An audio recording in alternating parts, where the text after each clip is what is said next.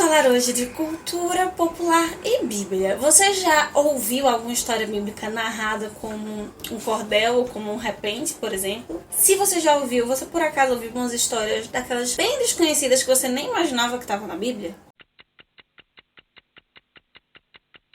O que temos para hoje, Sanches e Dulcineias? Eu sou a Larissa Bertolino, você está no canal Uma Garota Quixotesca, onde nós nos propomos a falar sobre literatura e especificamente do Em 5 Minutos de Fevereiro, este quadro, onde nós compartilhamos com você livros que tratem sobre a cosmovisão cristã, que nos façam refletir e repensar a nossa vida. E o Em 5 Minutos de Fevereiro é muito especial.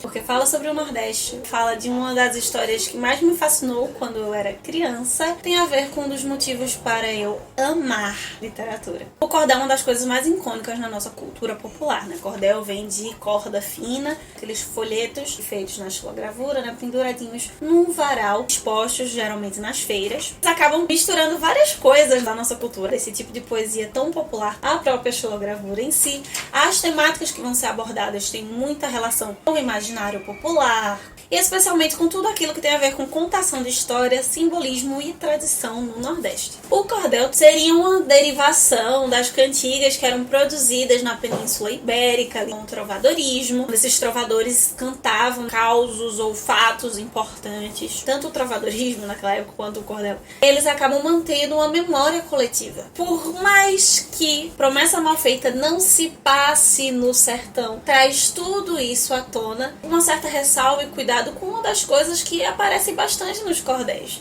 O livro de hoje traz um alerta sobre as promessas que nós fazemos. Esse livro foi editado para assimilar-se ao cordel. Isso faz com que a gente lembre que literatura não é simplesmente a história, mas é o como nós representamos a história ou aquilo que está no nosso universo, na nossa realidade. Se você for ler o capítulo 11 de Juízes lá na Bíblia, você vai descobrir que os israelitas estavam se corrompendo e estavam em guerra dos amonitas. Surge então um personagem, um tal de Jefté, ou Jefté, que ele acaba sendo expulso de casa. Ele tem que assumir a liderança, enfrentar algumas batalhas para que a unidade volte. Ele pede a orientação ao Espírito Santo e quando ele faz esse pedido, ele acaba fazendo uma promessa. Vai sacrificar quem vier ao seu encontro assim que ele chega em casa após a vitória. Uma coisa que a gente tem que entender e deixar muito claro é que a Bíblia, em momento algum, endossa o sacrifício de seres humanos. Pelo contrário, Deus recrimina várias vezes essa prática entre os outros povos. Então subtende-se que ele estava ali falando de ovelha, de algum animalzinho que ele encontrasse sempre ao chegar em casa. Mas a sua filha vem ao seu encontro dançando, cantando, comemorando a vitória na batalha. Ele se desespera e acaba explicando para a filha a promessa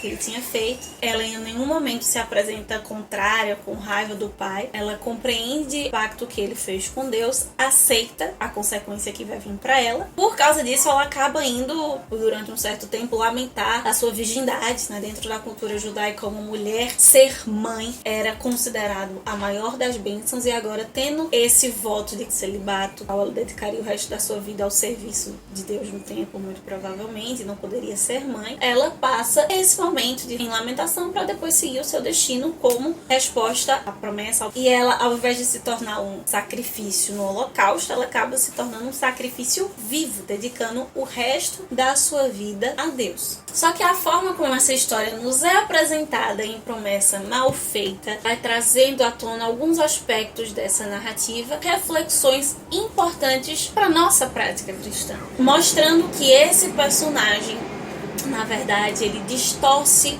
muito das relações em que Deus estabelece ali com promessas e do modo como nós deveríamos enxergar o nosso relacionamento com Deus. Por não entender o relacionamento de Deus com o ser humano, Jefté ele acaba se precipitando e traz consequências não só para ele, mas para outras pessoas. Comparando o cordel com o texto bíblico, Deus poderia não ter atendido Jefté por amor à filha dele, mas essa história nos relembra a importância das nossas escolhas, da nossa autonomia, do nosso livre-arbítrio, porque Deus pode, por bem a outras pessoas, atender aos nossos pedidos, mesmo que esses pedidos estejam baseados em muita arrogância. Fiar nas promessas de Deus e ter muito cuidado com aquilo que nós prometemos. sermos fiéis a ele, mas ter uma noção como nós estamos nos relacionando com ele. O terceiro ponto, que torna esse livro muito especial para mim, conheci esse livro quando ele estava sendo pensado. O autor é uma pessoa muito importante na minha vida, a mais importante na escolha da minha profissão, por me formar enquanto leitora, foi meu professor de literatura durante todo o colégio e me fez encantar não só pela literatura, mas especialmente pela teoria literária. Por isso que eu posso dizer a você que além da ação bíblica que há nessa obra, o prazer estético dela também é maravilhoso.